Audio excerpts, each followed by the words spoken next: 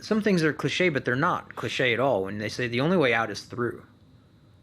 And I feel that. you had to go through to get out because in order, you had to suffer that pain or struggle or suffering in order to get those other depositions, to get the truth. And Correct. so I think people like you are special and inspiring because you have the strength inside to absorb that pain and struggling. And it's funny, when my wife was pregnant with our first son, we knew he was going to be a boy, and I was going off to do something very dangerous that I thought I might not come back from.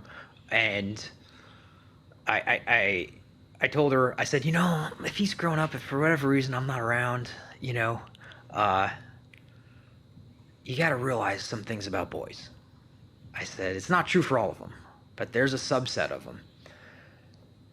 They can handle a lot of pain, and they're going to look at it as like, you think you're punishing them, and they think it's like they have a bank of their strength, and they're like, so all I have to pay for this cookie is a beating?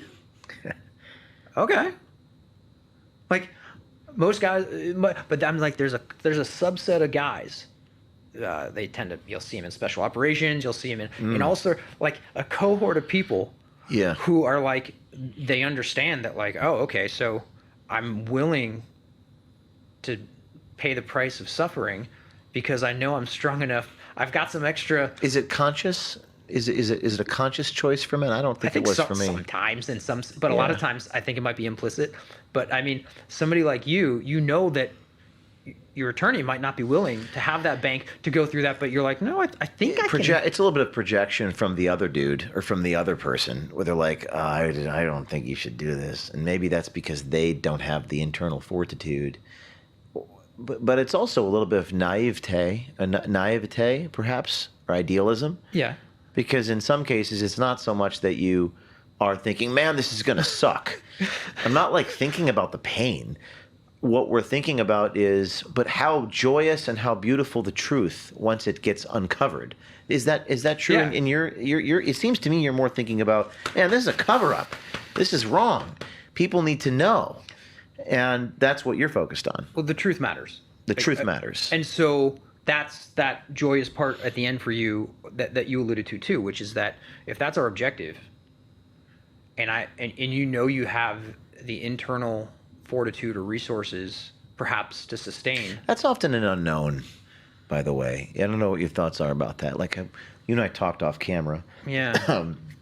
You mentioned the Simon of Cyrene. Cyrene. And forgive my ignorance. I should know about this. Simon of Cyrene. Tell me about, this is the individual that Christ that was chosen to carry Christ's cross. Yeah. And they didn't want to? I mean, I'm certainly not a theologian, so you put me on the spot a little bit, but from my understanding, I mean, he didn't want to at first. I think he said no. Christ didn't pick him. It was the Roman soldiers. So Christ is carrying the cross to Golgotha during the Passion. And he falls a couple times. He's already been beaten to death after living in the desert for 40 days with no food and water. So he's not doing great, right? Carrying this big heavy cross, and he's fallen. And so they're like, we really need to essentially like have him die on the cross as the message to the people of our power or control or whatever. We can't have him die on the way there. He needs help. So they grab this guy from the crowd, Simon of Cyrene, and they're like, you carry this big heavy cross covered with blood in this near riot in the streets for this guy we've declared a convicted criminal.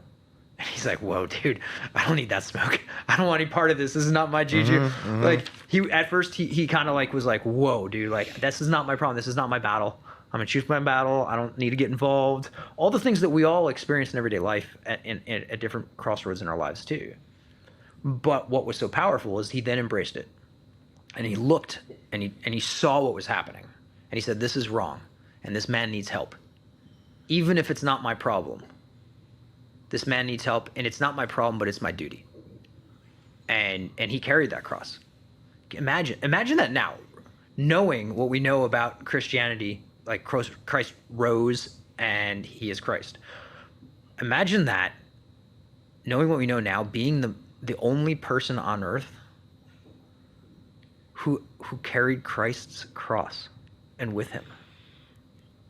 Like, that's amazing. That is amazing. And that's what he did. And he carried it. And I mean, if you look at Mel Gibson's The Passion, like the character, he shoos the crowd away. He shames the crowd and says, "Stop yelling at him! Like, leave the man alone! Like, he's suffering enough! Like, help him! The man needs help. We have a duty to help. We have a duty to do the right thing, even if it's the hard thing, even if it's a tough thing." Sometimes the hard thing and the right thing are the same thing, as they say. Well, it oftentimes is. Most of the time. It always is. And, It always is. I tell you, I mean, in some of these situations, and maybe you felt this way in your offer for your deposition, but I felt this way in some.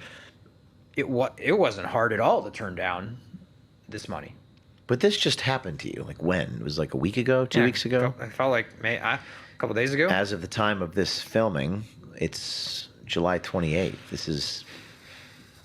You're just beginning this fight because you were just fired. It was a whirlwind. I mean, I've been working on getting other work. I've been, working on the legal side. I've been, trying to, you scramble and do what you can. You sent me like over the weekend just hundreds of documents, underlining them. I know what that's like. You're in it. You're in the injustice.